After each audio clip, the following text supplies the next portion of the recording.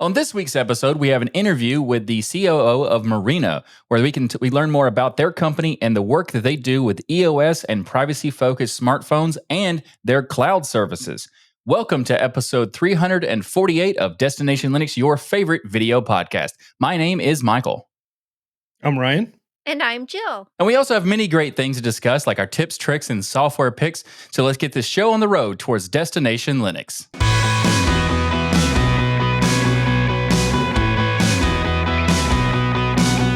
You know, some people collect Pokemon cards, others collect baseball cards. Sure. I've never told people this before, have a little bit of a collection of UFC trading cards. Nice. You know, I didn't even know those existed.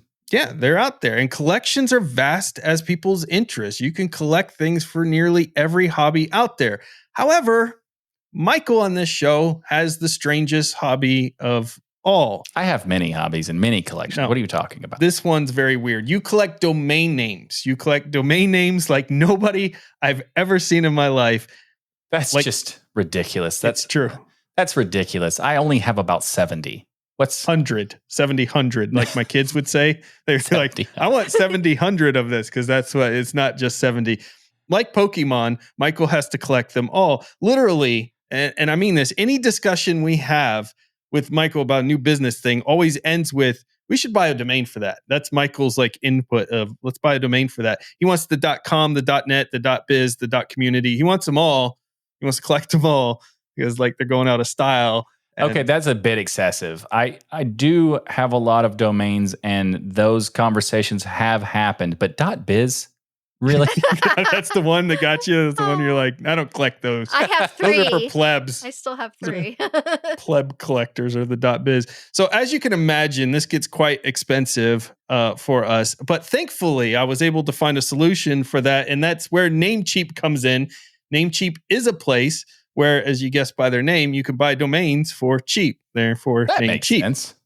Yeah, and you can also host sites, and they have other services there as well. So if you want to be like Michael and collect domain names, or you're actually starting a business and just need one, I suggest going to NAMECHEAP. This is where we get ours, and we have a link in the show notes where you can start your collection and support our show all at the same time. You can do both at the same time. In fact, they could probably go to a really clever URL that you probably bought, Michael. I got a domain for this, Yeah. Ryan. Of course you do. What's that domain, Michael? DestinationLinux.net/NameCheap. See, the .net was the thing, but I wish it was .biz now because then I've been like, you did buy a .biz. Well, So .net. I could add to my collection, Ryan. What about Yeah. .tv? Yeah, well, don't encourage him, Jill. So click that link and see if you can out-collect Michael. We'd like to welcome Alexis Noetinger to Destination Linux. Alexis is the CEO of Murena, a company well known for designing privacy-focused smartphones with /e/OS and cloud services that put their users' privacy first. Alexis, thank you so much for joining us today. Hi, everyone. Thanks for having me. So good to have you, I'm Alexis. particularly excited about this interview because I've had some fun and done some videos on EOS here recently. But before we get into all of that, I want to get to know a little bit about you some. So how did you get started working with Murena as a company? Yeah, sure. So I joined the project a bit more than 5 years ago. I was actually, I used to work before in a sound company, Bose speakers. Oh, yeah. Oh, I see wow. actually a pair of Bose headphones. Nice. Yep. So I'm actually wearing the same ones.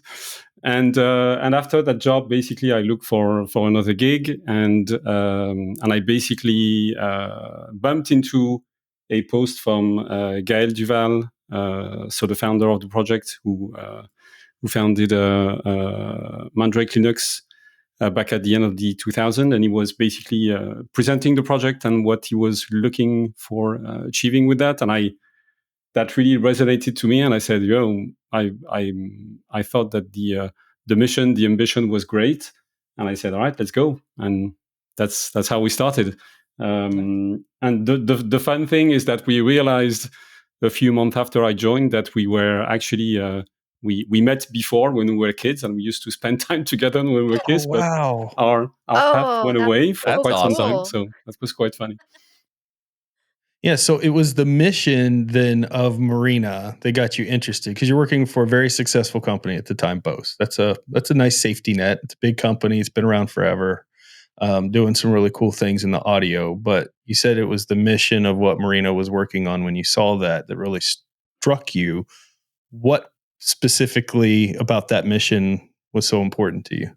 Yeah, indeed. So I think what opened my eyes was everything that happened around the Cambridge Analytica that really made it visible to a lot of people that there was this data collection and potentially things that could go wrong when you start assembling people's data, and that most of us were not really paying attention. And a few months before that, actually, I was part of the project at Bose where we launched a pair of headphones with Google Assistant built in. So I was completely on the other side, thinking, oh, it's great to put an assistant in a headphone, which from a feature standpoint is actually quite good. But then when you start understanding everything that happens in the back that's hidden, you start, wondering, is it actually that good? And is the benefit of, including all these technologies actually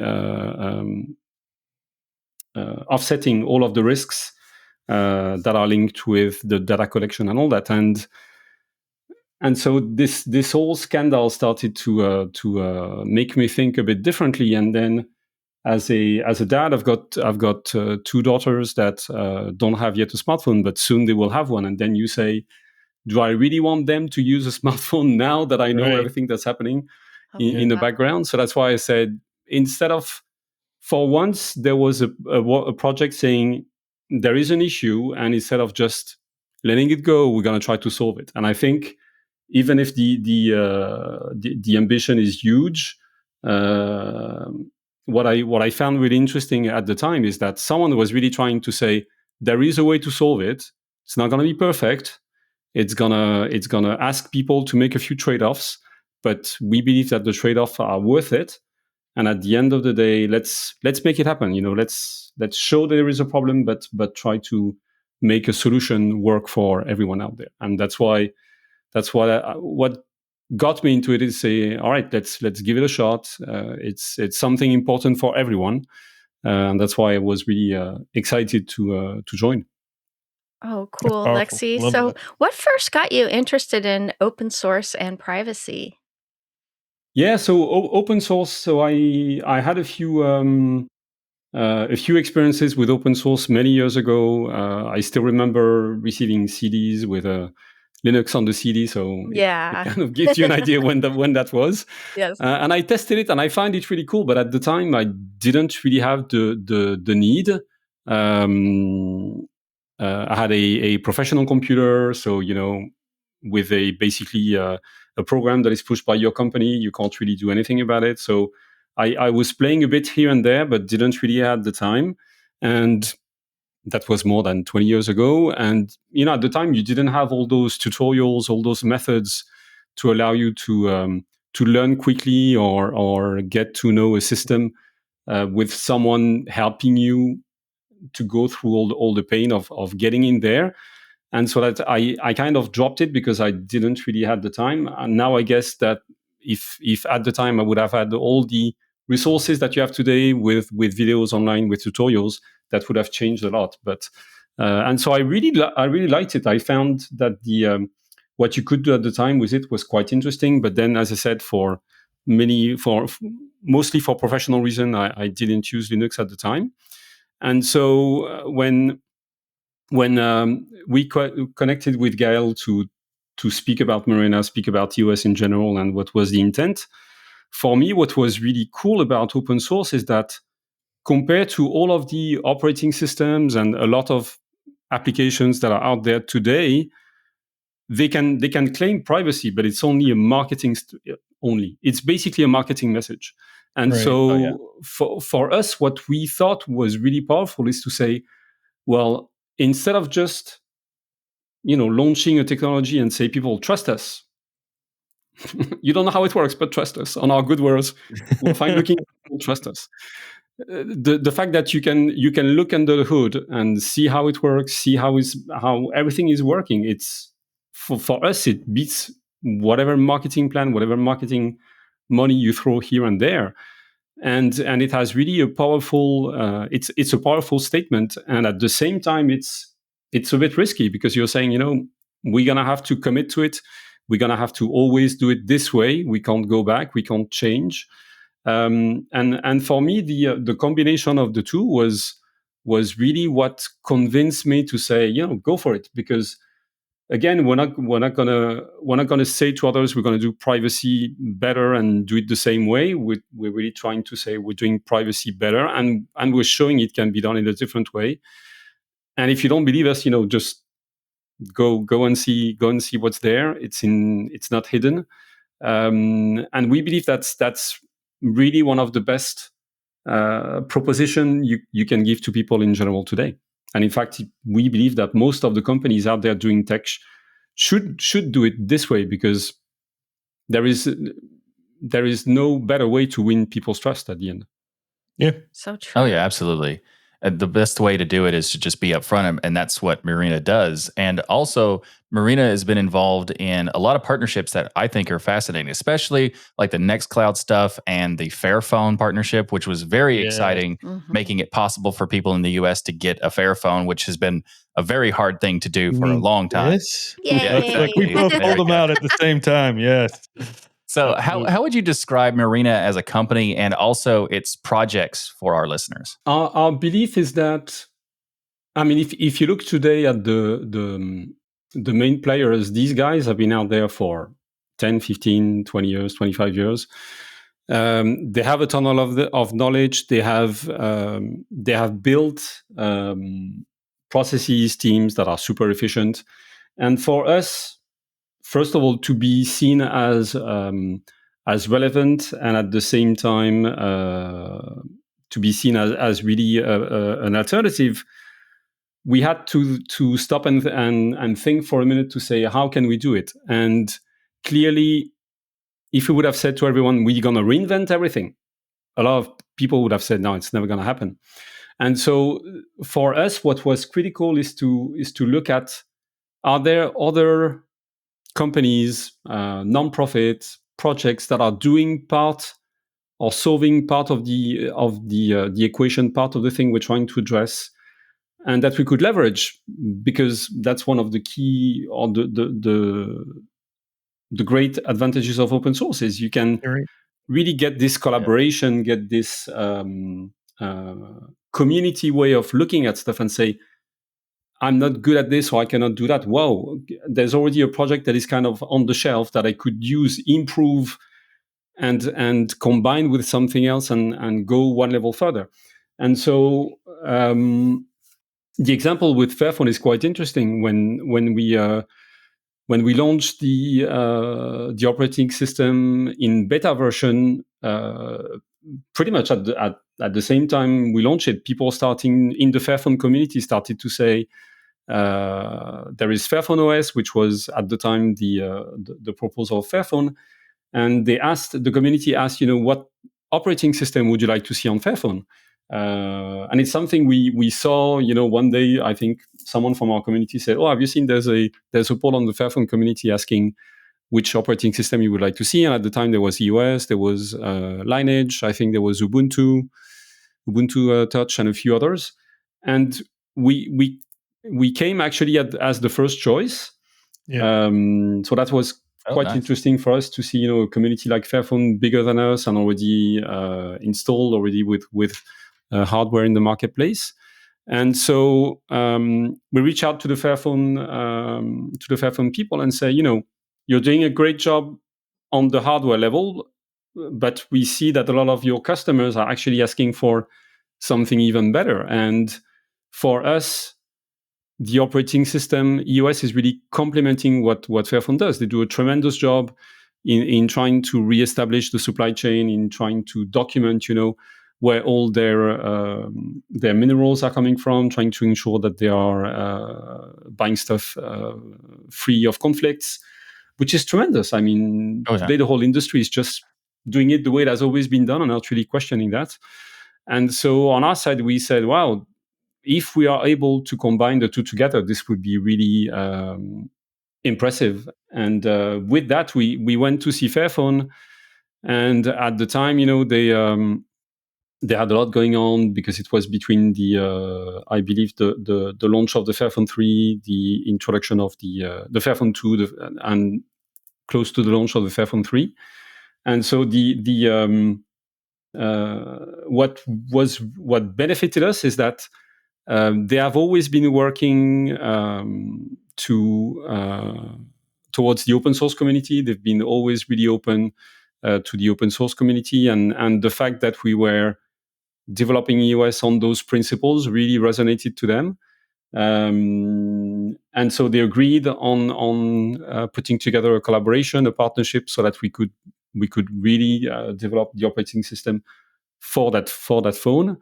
And that's how it started. And then NextCloud is also an interesting company. We believe they do a tremendous job trying to give credible alternatives to Office 365 or to Google Workspace.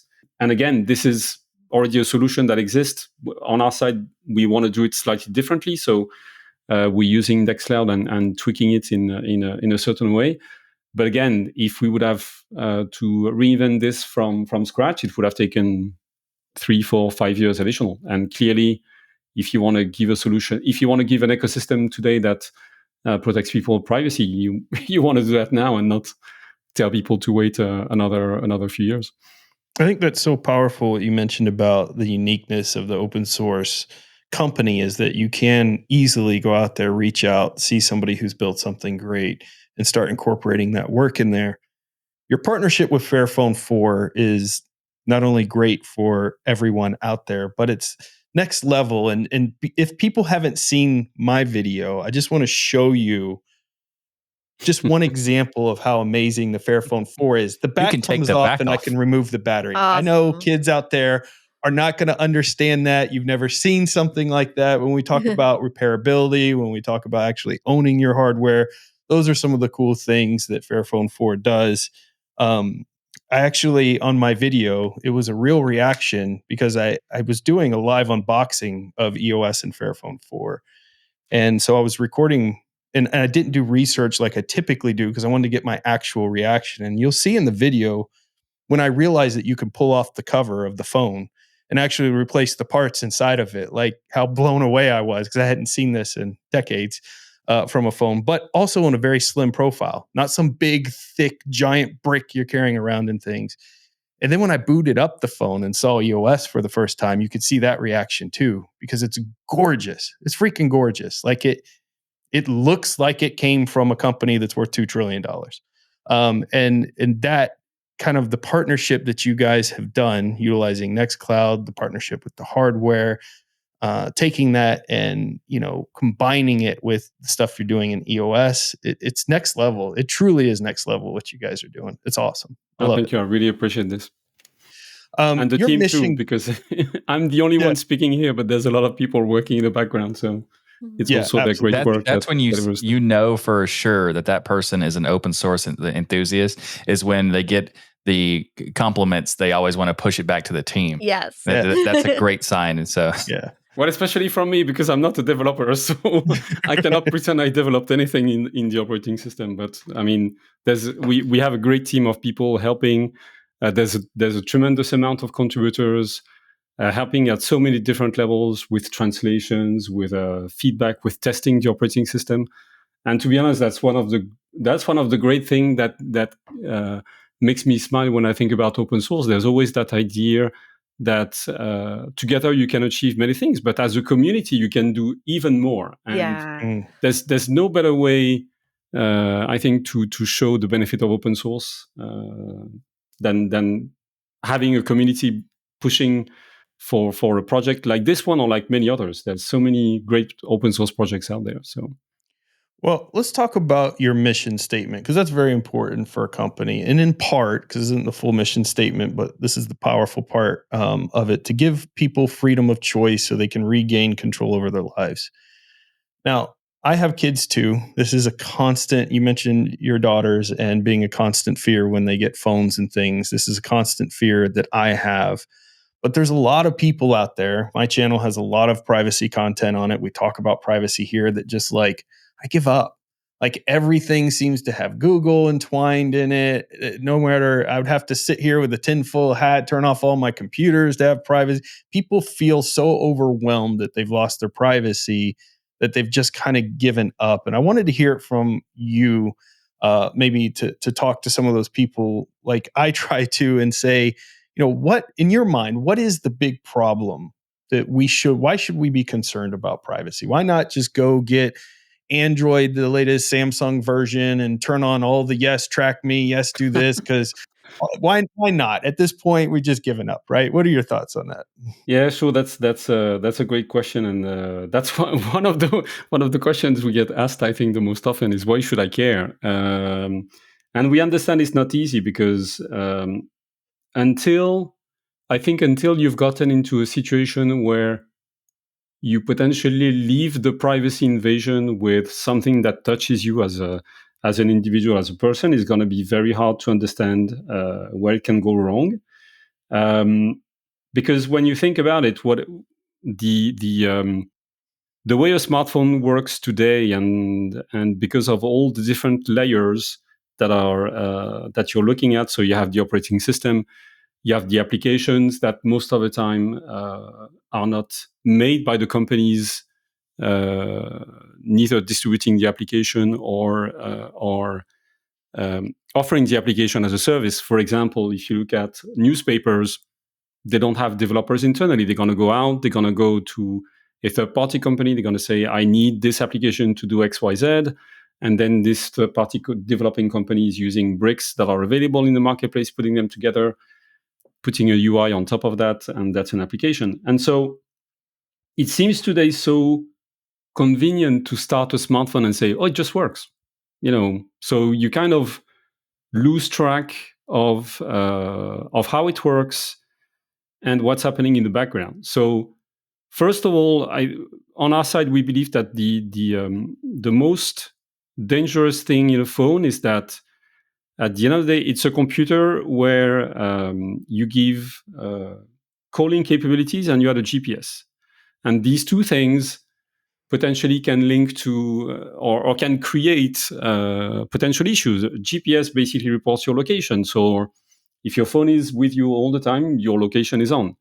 So the question is the operating system is accessing your location in the background?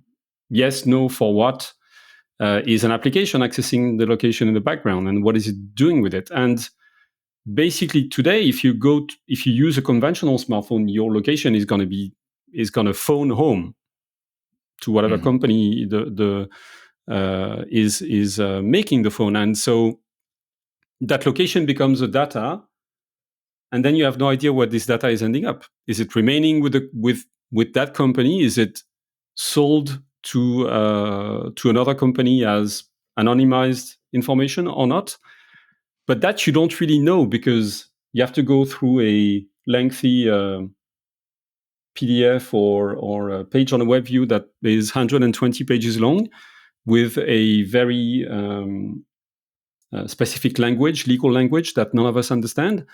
And basically you don't read it. But most of the time, these terms that you're reading are saying it is likely that we're going to use this data and use it anonymized and potentially give it access to other companies. And so if you look at the location, when your phone is potentially tagging your location 90 times per hour, at some point that data is available to someone. And so how is it going to be used? You never know. I'll give you an example. You could have health issues.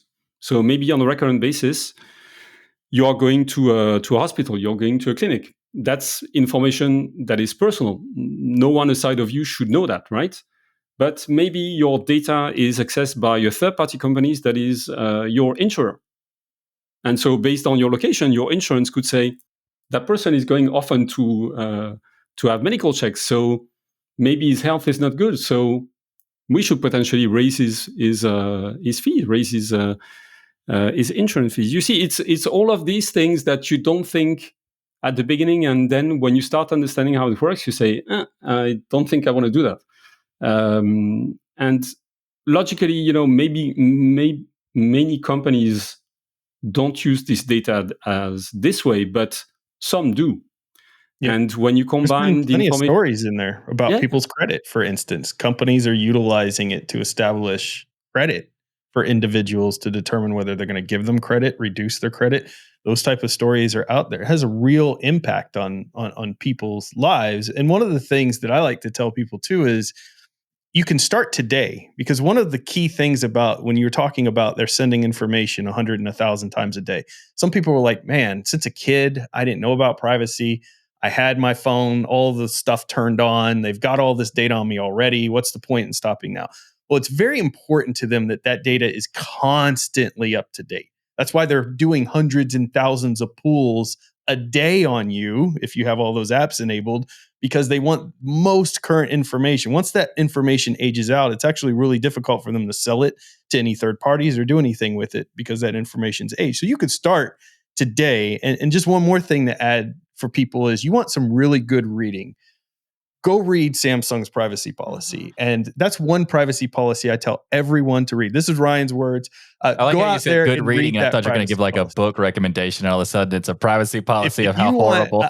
I'm telling you, if you don't think privacy is important, read that privacy policy and then come back and tell me it's not important. Like when you realize how much information is being gathered, one particular AI conference I went to recently was talking about the fact that companies know who you're sleeping next to, yeah, who's in your home, all of this based on your phone GPS. So they know you have a relationship with somebody, that you're in the same room with that person. And maybe you're just the perfect citizen that's never made a mistake, but the person next to you is not.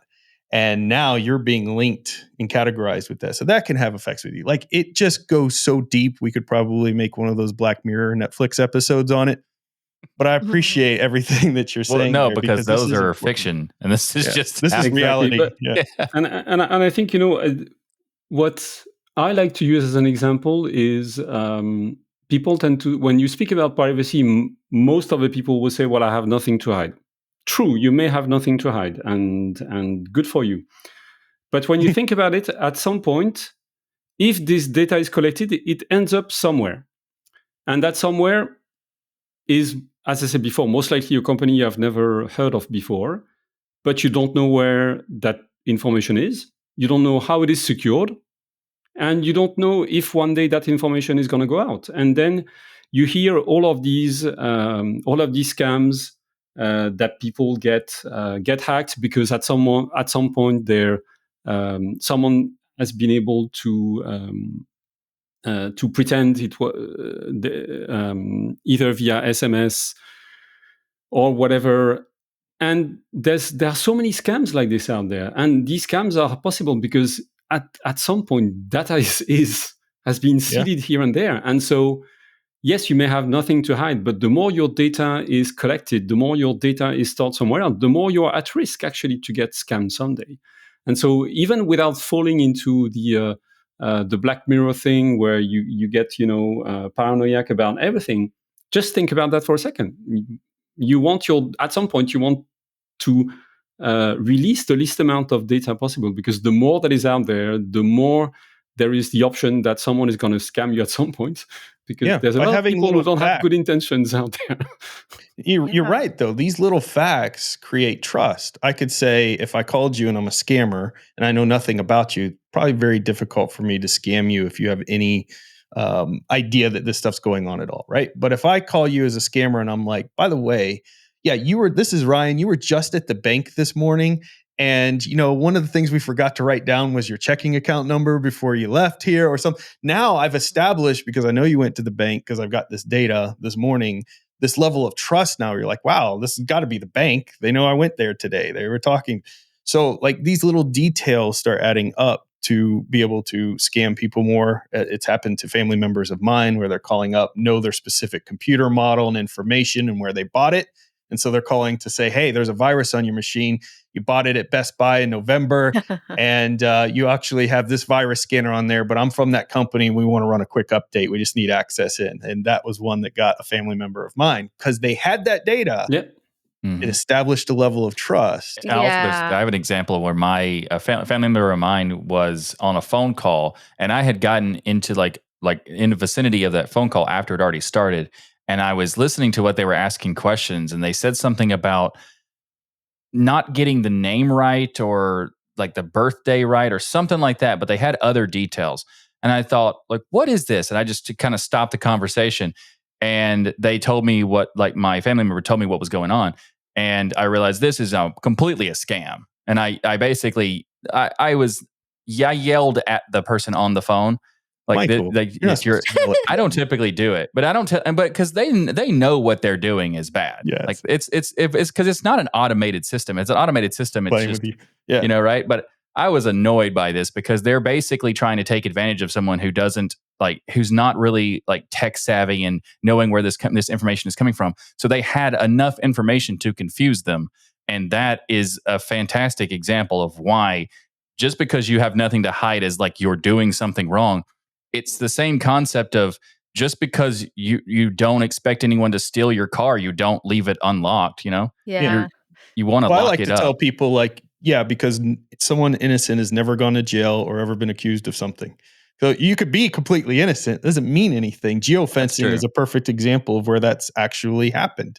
Mm-hmm. People are geofenced into an area where a crime takes place, and now they're thinking you might be the one involved in that crime unnecessarily. So these things really do happen. Yeah. So I appreciate your take on that and the work that you're doing in privacy, but I think it's really important for us to have that discussion because there's a lot of people, I think they're in two camps. One, they give up. The other is, I've already given so much information at this point. And I think both, you could start today. You could change today and it's going to make a big difference. Yeah. Also, the amount of rampant GPS data collection is it's offensive even because I purchased some lights for my setup to light me, and then it says when I'm trying to adjust the color on the app, it says you need to activate your location. No, I don't. Sent light back immediately. Got a different one that didn't require that crap.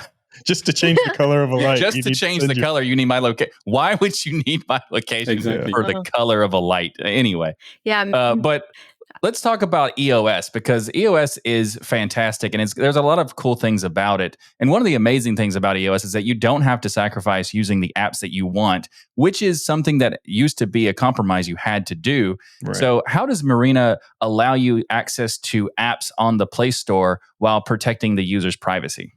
Yeah, that's a great question. So one of the key thing we actually, I remember speaking about this with Gael when we met one of the first time was to say, let's not make the same mistake that were made in the past with operating systems. Because at the end of the day, yes, you hear operating systems on a daily basis, but at the end of the day, what people use is apps. And you don't want to lock people in a golden tower and not accessing apps anymore. Because yes, I will say publicly, I'm not really a fan of WhatsApp. I don't use WhatsApp, but I know many people do. And often you don't have a choice. If you want to stay connected with your family, you have to install WhatsApp on your device. And what can be that? It can be your bank. It can be many things. And so for us, the goal was really to say, if we want people to use the operating system, we have to be compatible with applications. But then let's try to do that in a different way. And so with applications, we're trying to there's three things we're trying to do. First is allow users of EOS to find several catalogs of applications in one place. So we have developed App Lounge, which is basically our app store. We don't sell anything today in there. Maybe it will come in the future. But it's basically where you will find applications from the Play Store. You will find applications from F-Droid, which is the go-to source for open source apps. And you will also find a catalog of progressive web apps. We believe that actually progressive web apps should be something that people use more and more because you have the benefit of downloading a little amount of data compared to a full blown out that is more and more quite heavy. So that's the first thing we do. And then because indeed we know that applications are not always super friendly with data, we wanted to do two things. First, show potentially what are the hidden trackers in each app. and make it in a way that is simple for people to see. So we have what we call the privacy score in App Lounge. So when you look for an Android application, you can see the amount of permission the app requires to work before you install it, and you can also see potentially hidden trackers. And so this gives you kind of an X-ray, if you will, of what's included in the application. So you can see in advance if there are some trackers that might send your data to an advertising company, to advertising agencies. You can see if the application is using, I don't know, another stuff to track users. Or it's really the idea to say, before you compromise your data, we show you potentially what the risk, and then it's up to you to make the choice. We don't make the choice on your behalf. You choose that. But you choose knowing potentially the risk in advance. We want people to use apps. We have added another thing to protect them, which is called advanced privacy, which allows you to block trackers once you have installed an app on your system. And so for us, the idea of App Launch was to say, let's not fall into the same traps that people have to go through today. So today, if you want to download an application on your iPhone on iOS, you need to be connected to the App Store. On Google Android, if you want to download an application, you need to be connected to the Play Store, and this is where the tracking starts. Yeah. Today, Google knows how many applications you have installed on your Android smartphone and on a conventional Android smartphone, and how often you open them and what you do with them. And so, because we don't need that information at Murena, and we have developed EOS to be privacy by design, we don't need that information. We don't do anything with it, so that's why we're not collecting it. And so we developed App Lounge in a way that you don't need to sign in with an account. You're basically free to sign in, to open App Lounge without having any accounts linked in, and you can download and install the apps without any limitation. And for us, this was really important because it's nearly impossible to say to people, log into the service, but we're not gonna see what you're doing with it. And so for us, it's again, we go back to that idea of trust. The best way to build trust is not to collect the data in the first place. So you're informing users about apps, and that's one of the first things I saw. I remember when I opened up the App Store is, if people don't know, Google Play Store is based on the honor system for the app, the privacy tracking that they decide that they want to let people know about. So the developers are supposed to go in there and write, hey, we're grabbing geolocation, and they tell Google in the Play Store what they're doing. But Google doesn't actually track that they're being honest with that. It's an honor system. So you don't really know everything that's turned on when you look at that information. Murena has an additional rating system on there that talks about the stuff that you're actually looking to see that app's enabling and going through. So you've got this, now you're informing the user more about the app that they're putting on there. Additionally, it's like a video game on your front screen when you open EOS, because it'll tell you how many blockers and things that it's whacked out of the system, and it has a little counter that goes, and then you can go in there and see which apps are doing things that maybe, at one point you were okay with, now you're not so okay with, and it's draining your battery and other things. And that's the other interesting thing, is how good the battery life was on this device to me. Obviously, Fairphone put a very nice large size battery in and things, but it's because your phone's not sitting there pinging servers every 5 seconds, sending information. I have to believe is a big part of the battery life savings as well through this whole endeavor, which is pretty cool. Yeah, so I love what you guys have done with the App Store and being able to get the apps that you need. For instance, one of the big holdups for me was I have a work VPN that has very specific applications for security that it needs. A lot of these other alternative OSs, you're using just an open source store, don't have access to those. And I'm just not supposed to use my phone for work anymore? I mean, those are the compromises you were having to make. And with EOS, I didn't have to make that compromise. I could get those apps still. I could install those. I could utilize them. It's just very, very powerful what you guys did there. No, with a lot thank of you. users that Thank you. That's really the intent. Is if you want someone to use a phone on as a daily driver, it needs to work. And so we still have quite a lot of work to maintain this and to go even further. But for us, it's critical. If you're not capable of allowing people to use applications they need to, then it's not going to work. So it's really crucial.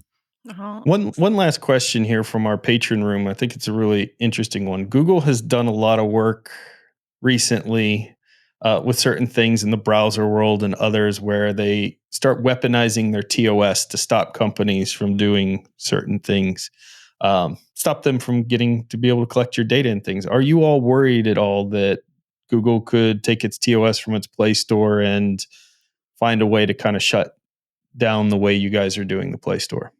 Good question. So we have been checking this on our side, and based on our legal counsel, and is better at that than I am for sure.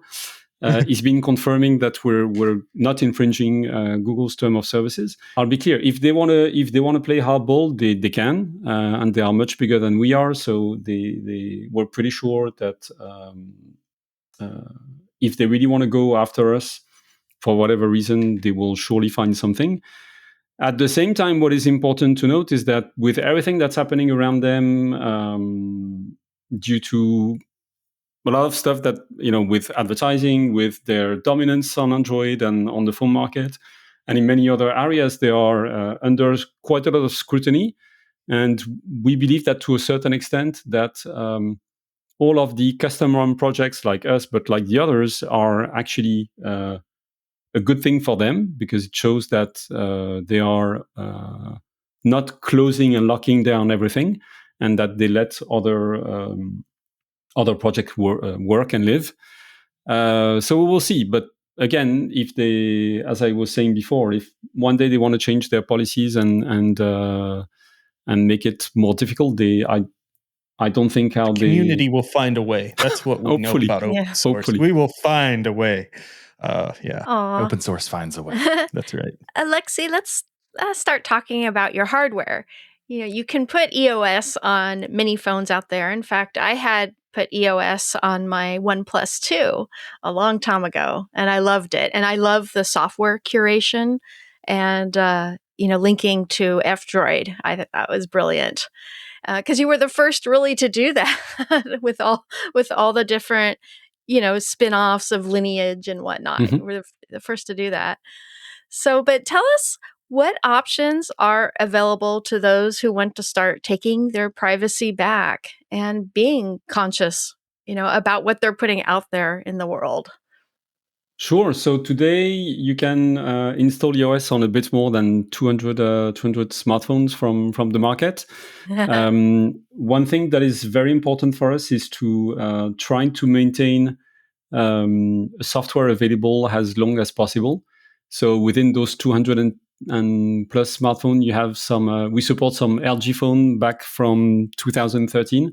I've got one somewhere in my office that I need to install and test. But there's a wide variety of brands that are supported, from Samsung to Sony to OnePlus, to Xiaomi to Fairphone. It's quite varied, actually. One of the good things is that if depending on your wallet, you will most likely find different type of hardware. Some are more premium than others and more expensive. And most of these phones are available, refurbished, or you can still find them new in the market. So it's quite accessible, if you could say it like this. And you also have some of your own hardware, like Yeah. the Murena 1, I believe, and the Mini out there, and some other things, right, that you develop. Yeah, so we try when we can to launch our own hardware and to add additional things that we don't find in the marketplace. So, for example, we have just finished we're still actually in crowdfunding for the Murena 2. So the Murena 2 is an interesting device where we try to push the idea of privacy protection a bit further. So the device is a standard 6-inch display phone, but we added on two switches. One is a hardware kill switch. So when you activate the kill switch, Nice. it basically blocks the access to your camera and microphone. Nice. And the second switch is a software switch to which we have assigned the airplane mode and no sound mode. So if you want to have your phone that goes completely off, like kind of be disconnected, if you want to focus, if you want to stop being annoyed by notifications, you can turn this on.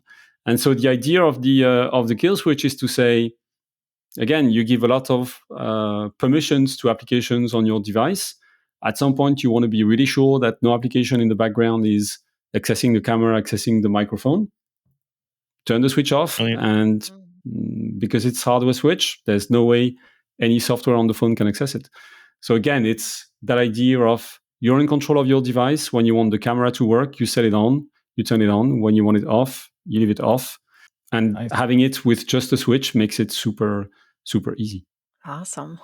So with that, how is that phone available in the US? The number one question I got when I finished my video was, I can't wait till it's available in the US, even though I covered that you can get the thing in the US. So this is a common thing, even though our podcast is heard in 196 countries. We got a big population of US people who want to get into this as well. So what's the answer to that? Make it simple. Good questions. We have a US shop where we have a catalog of all the devices that have been tested and fully operational for the US market. So we have the Fairphone 4 that we actually launched back in the summer. So the only way to buy the Fairphone in the US is to buy it via Murena. So that's also one of the great benefits of the partnership with Fairphone. They trust us to be the right partner to launch their device in the US. Then we have a few other devices available today. One is the TerraCube 2E. So TerraCube is an American company. They launched, I think, 2 or 3 years ago, a device that is a bit similar to the Fairphones. It's repairable. You can open the back. You can remove and replace the battery. It's a different hardware, a bit more low end. For those people, who are looking for maybe their first smartphone, it's actually a nice combination. Then we offer other models like actually a premium refurbished Google Pixel 5 de-Googled, which is the irony of the exercise. And then we're gonna have the Murena 2 available by the end of the year. That's what we are working on right now. And that's a great way to support Murena, right? Is to go out there and check out that. It's actually very successful right now, but lots of stretch goals and cool things that could be done if people want to go check out the Indiegogo Kickstarter out there. Already 252,000 raised, and I'm hoping for another 10 million to be added to that. Thank you. Yes, this is a very awesome way to go support there. You can also just make a pledge if you're not interested or you can't get the phone for whatever reason right now. You can do a $5 pledge to help support this movement and the things that they're doing there at Murena, or you can get a nice discount on the phone for pledging early here in there. So this is a company that it's not like those other Kickstarters. You have to worry, are they actually going to release this thing? You guys have done it. You've released your phones in the past. The hardware has gotten in people's hands. So yeah, definitely go out there and check that out. We'll have a link in the show notes. Yeah. So, Alexi, tell us more about your cloud service. What makes it different from other cloud services? Murena Cloud is what we call the cloud service. The idea was basically to complement the phone with a way for people to back up their data, but also at the same time have an email service that would share the same principles as the operating system. And be able to do things online, like creating documents, amending spreadsheets, or doing presentations. So to a certain extent, it is quite similar to what you're going to find on Office 365 or Google Workspace. We don't have all of the features that these guys have, but the idea is to have a service that you can use today, and where you will be able to do most of what you do in other services. And the way it's built, you can actually connect create an account and connect your Murena Cloud to your EOS smartphone. Or you can use EOS without the Murena Cloud, or you could use Murena Cloud without any smartphone on EOS. The idea is really to give people the choice, and it's up to them to sync the two together or use one independently or the other. And so the cloud service, the idea is to make it a bit like the operating system, quite easy to use. There's a lot of things we're looking into in the future. And we know there's a lot additional things we need to work on to make it even better. I can't share everything we're working on right now, but hopefully a few we'll put good the things spotlight on you later. Maybe some more Nextcloud integration. Yeah. Murena.io. So you don't need to have a Murena phone to utilize this service. People can utilize this no matter what phone they have, and it's a great way to support this company and the cause as well. You can sign up for free, but there's also plans there.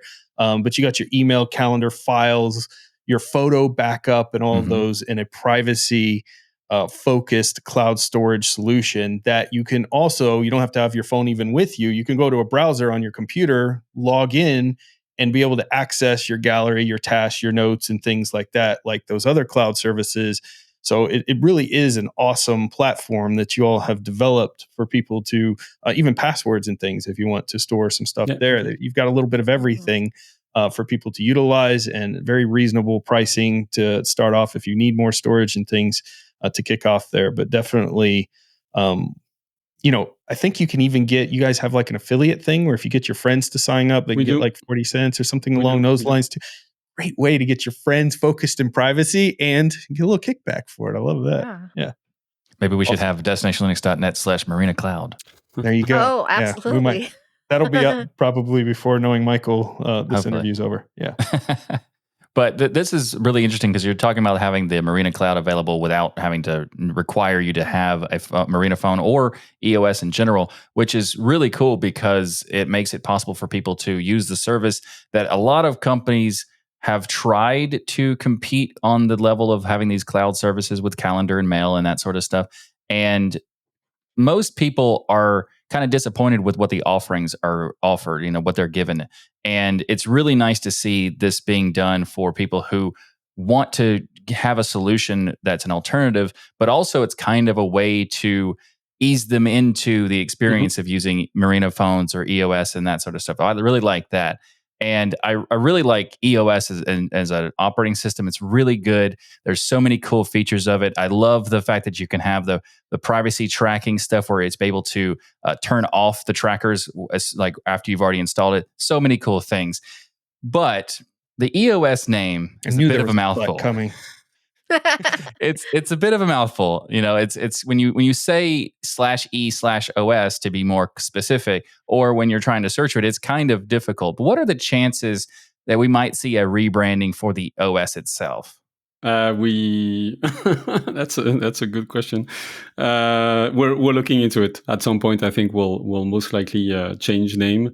We know these limitations. Don't worry, we've been called out for this quite often, but we'll definitely do something about this in the future.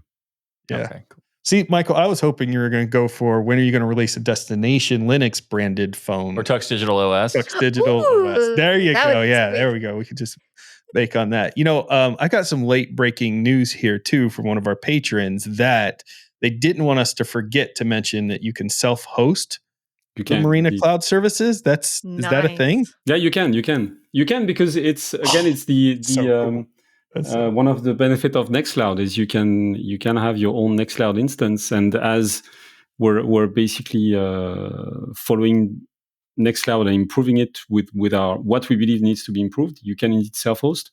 We have a lot of people who prefer to have their data at their house or next to them, which we respect. And so that's why we wanted to offer that option from the get-go. That's very cool. I love that. I like to have a hybrid of both. I like to have a cloud service, and I like to have something locally that I store my stuff on too. And so you've kind of got option for both of those. All right, we love secrets on DL. That's like our thing. We love secrets. So we need to know a secret on this show, about some things we can look forward to coming from Murena, even if it's just a hint where our imaginations can go wild or whatever you could give us. What's coming from Murena? What could I say? So the project, since we started the beta, the first beta was released 5 years ago, and from the beginning we were told, we've been asked, by people, I can use EOS and Murena Cloud for me as an individual, but what if I would like to get my company on the service? What can I use my own domain, or could I get my IT guy to buy a fleet of devices?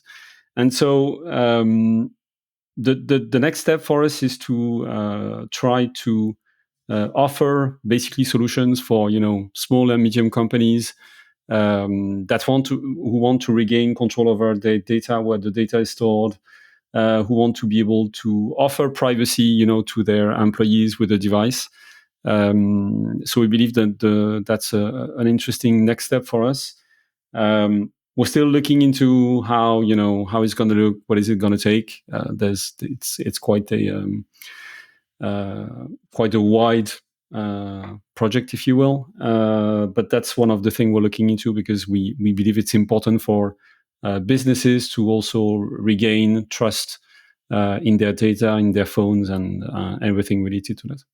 I mean, my gosh, look at all the breaches that are happening constantly with companies. And they've just, even though they're not open source focused at all of their secrets are out there anyways at this point, because of all of these breaches and their employees, obviously putting their company apps on their regular devices and phones and having no control over what data is being leaked from that. And there's bring just your own so device much. policy is itself It's it crazy. sounds like a good option for the people who want to use their own device, but it's also like security crazy. Hey, put your company's email and all of your super secrets and documents on the phone, along with TikTok, Instagram, Facebook, and all this other stuff. And also, just if you really want to, be sure to bring your own device, and also all the data you have on the device. Let's just send it through the OpenAI chatbot stuff, and that'd be great. Yeah, it's brilliant.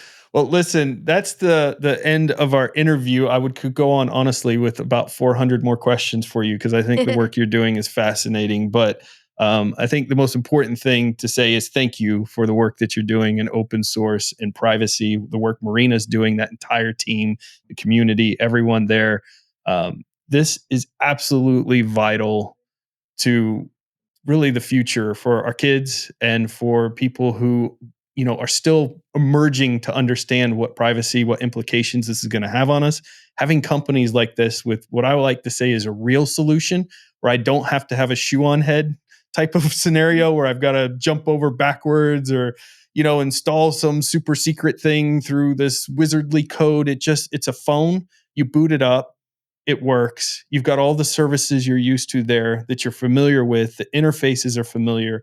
The color schemes, the icon themes, it's all professional and bright and happy. And at the same time, I'm able to provide privacy and security to my loved ones and the devices that I use. Just thank you for all of this awesome work, to you and the entire team over there at Murena. We appreciate it. No, thank you. Thank you for these kind words. And I'll make sure the team is also hears that, because they are working hard on this.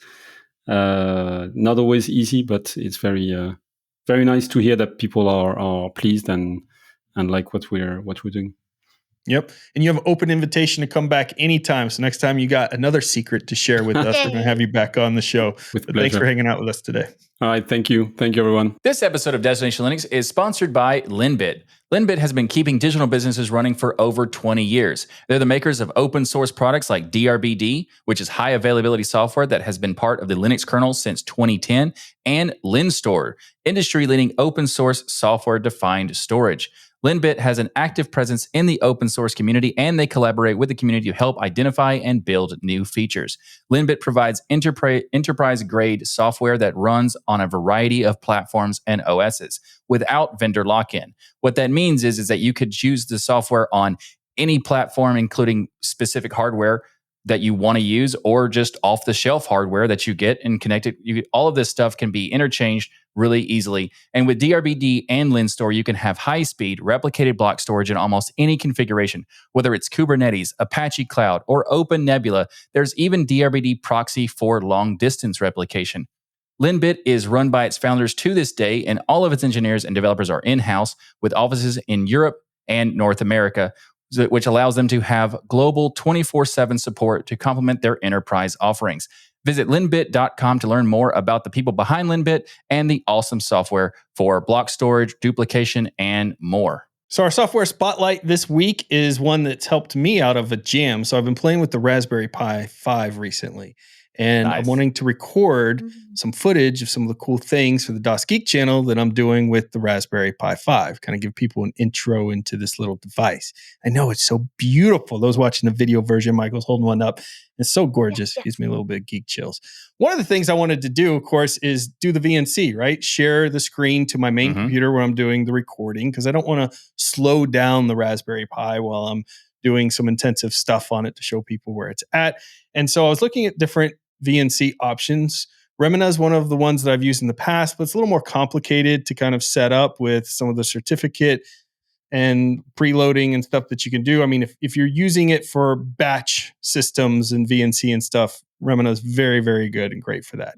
But I just wanted something simple. TigerVNC was so simple. I enabled VNC on the Raspberry Pi in the settings, installed TigerVNC. Of course, I have it set to a static IP for my Raspberry Pi. So I just typed the IP address. It says, do you want to accept the certificate? It's on my local network. I'm not really worried about certificates and those things at this point. So yes, boom, I can see my screen. I even have it up actually right now. And I can control the Raspberry Pi 5 with the visual of the desktop.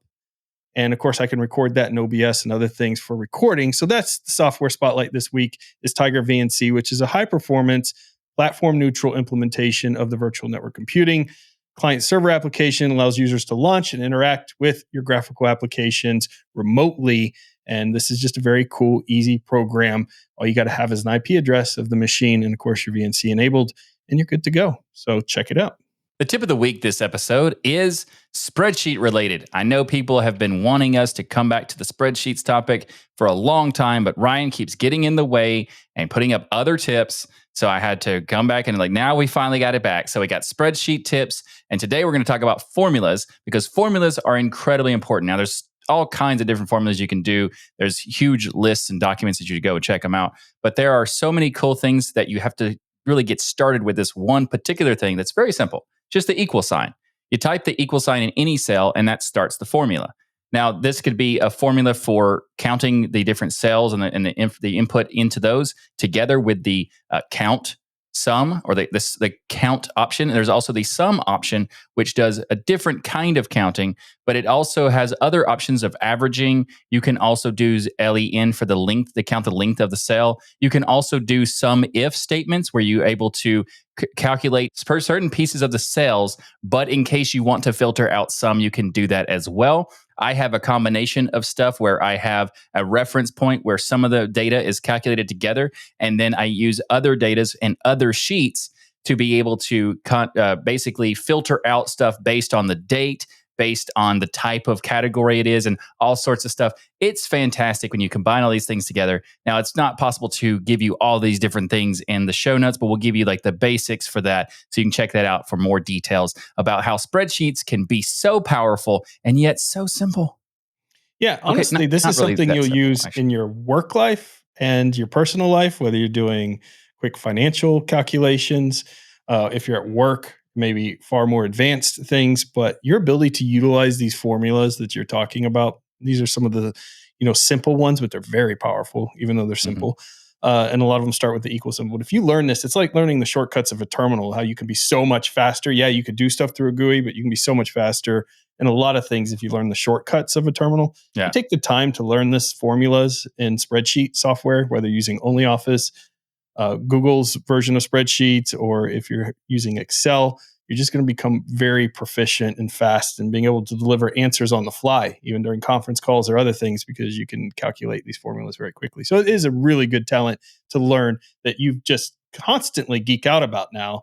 I should have never taught you anything about spreadsheets. It is this is actually funny because Ryan doesn't really know this, but he is the reason I got really into spreadsheets, because I was at his house and we were going through something, or I forgot what we were doing related to the spreadsheet, but he moved the mouse to the bottom right corner, extra tip of the week, the bottom right corner, and he just pulled down the thing. And I was like, okay, what is that? You're selecting, like, no. All of a sudden, data just shows up because it's pre-calculating based on the content you have selected. And then you pull down the little corner on the bottom right. It then fills out wherever you are doing automatically. Now, sometimes it's not right, but sometimes if you get the pattern properly set up in the previous cells, it will do the pattern that you did endlessly, however long you want to stretch it. And when he showed me that, it was like, what? Yeah. I can automate the formula? Interesting. So good. Yeah. Anyway. And you can use dollar signs and things to fix that one formula you want to drag down a row to make certain cells or fields always the same denominator. Or for instance, if you're wanting to calculate things, there's so much power there, and it is a really useful talent to use in your work life and things. So I think it's still a great tip and trick of the week. Now I'm going to make you wait a little longer before we do another spreadsheet tip and trick, Michael. I'm not going to let you do them every week because you would never stop. Geeked out too much. But there is one thing I wanted to tell you. You were talking about the financial stuff. It was actually kind of funny because I got into spreadsheets so much because of finance. And you might be thinking like, why that's boring, or who cares about budgets? And I understand why you still might be a little bit off of it. But I've been talking to people for years about what do you use for your financial stuff? Like, what do you use for your budget and keeping track of your finances and all that sort of stuff? And they would mention these applications, and there's a lot of them. And I've tried all of these different applications, and they're supposed to connect to your bank account to pull in the transactions automatically and categorize stuff. And they all basically do what they claim to do, but they do it in a way that still requires manual correction and manual input. And then I realized, or I could just download the CSV, put it in a spreadsheet, and do exactly the same thing if I was doing without all these things and not have to set anything to my bank account and all that. And turns out that's better because I control more calculations and I can do more formulas and I can do a whole separate spreadsheet that is connecting to this sheet to do a bunch of reports automatically, and it's better. Such a geek. I love it. I love it. All right. If you want more tips from Michael on spreadsheets, you're going to have to wait a little bit on the show. But if you come to Scale, which is March 14th through the 17th, you can ask him in person about some of his tips and tricks. Yeah. And Scale is happening at the Pasadena Convention Center in Pasadena, California, where the entire DL crew will be there along with other amazing vendors, presenters, and all kinds of open source goodness and networking possibilities for you there as well. Because I know a lot of people are looking for new careers, new jobs. This is a fantastic place to network with lots of major companies in the open source world, all having booths there. Ability for you to drop off your resume, get to know some people. It's all an option there at Scale, plus so many great talks and other things. So go check that out.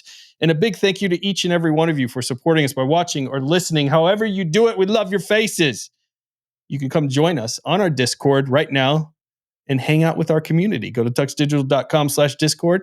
You already have something in common with everybody in the community. You love Linux and you love Jill. So you automatically have a connection there that you can talk about. And we have all kinds of forums there. You can talk about movies, TV shows. It doesn't have to be just Linux and open source, general chat, whatever you want. There's rooms for everybody there to talk about your passions, even spreadsheets. Maybe we'll create a spreadsheet. Even spreadsheets, maybe, yeah. It could happen. And also, there's a section just for patrons in the patron-only portion of our Discord server, and you can get access to that by becoming a patron at tuxdigital.com/membership, as well as many other cool perks that you can get, such as the awesome perk of being able to watch the show live, which happens every week. I want that. You can also check out the unedited versions if you can't make it to the live show, which gets basically all the same content at your own leisure at your time, which is, of course, another benefit. Plus, those unedited versions are also ad-free, so you can check that out. All of this, tuxdigital.com/membership. Plus, there's even more because every week after the show, there's the patron-only post show. And so you can join us and hang out after the week and talk to us about spreadsheets or Excel or Google Sheets or Only Office LibreOffice or only Office or K-Office, because that still technically exists. You probably shouldn't use it anymore, but it probably kind of exists. Or WordPerfect, all sorts of different things we can talk about. That's a plethora of options. Microsoft Paint, WorkStar. Yes. Yeah. Star Office and all of those. Yeah. Go to tuxdigital.com/membership to join now. And also go to tuxdigital.com/store to support the show and the network. You can get a bunch of cool stuff. We have hats, mugs, t-shirts, hoodies, stickers, coasters, so much more at tuxdigital.com/store. And make sure to check out all the incredible shows here on Tux Digital. That's right, we have an entire network of shows to fill your entire week with geeky goodness. Check out Linux Saloon, our virtual lug that happens every week. You can watch it on YouTube. Hit subscribe on the Linux Saloon YouTube channel and set up alerts so you can join in on the fun live. And everyone head to tuxdigital.com and subscribe to all these incredible shows. And don't forget to leave a rating on your favorite app so others can discover the power of open source and keep those penguins marching and the full Monty of Linux and open source awesome sauce. Everybody have a great week, and remember that the journey itself is just as important as the destination. Yay! Ryan didn't even talk about the fact that I wore my awesome polo shirt. Oh, yeah. Hey, everyone. Michael wore an awesome polo shirt. Exactly. It's a Tux Digital polo shirt. It's beautiful. It is. It's very pretty. It's very pretty It's colors. like the best kind of shirt you could get, really, Very clean logo. It's very clean. Mm-hmm. Thank you. But yet pronounced. You look so professional. Yeah. Look at that. And that's Man, why he someone take a screenshot of that and just use that as your wallpaper. Like, that's like the thinking man that sits on top of the planet. Like, man. Exactly. Deep. It's deep. See you next week, everybody. Mm-hmm. Bye, everyone.